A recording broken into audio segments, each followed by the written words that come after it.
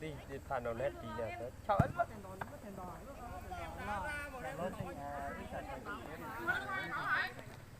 昨天太人气了。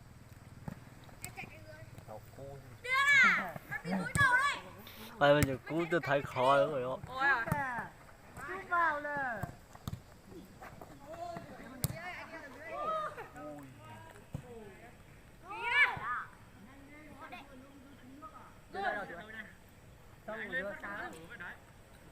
nó bên rồi dập Đi làm ngoài một lần đi. nó Nếu tao rủ mày đi chạy lên đây này.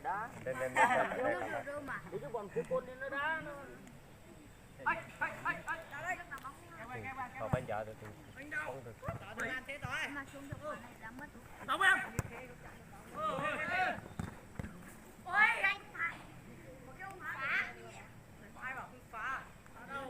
Ai chú áo vàng? Chú con à? Ui rồi ôi. Đừng đập cắt chú ơi. Sợ hết rồi, chú lấy sức sợ hết rồi. Sức bụng mất bóng à lối nó không hoạt được. Lưới rồi. Rồi, được kìa em. À lối nọ.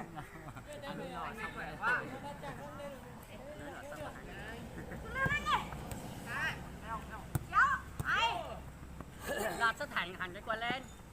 Ta lên đến luôn đi.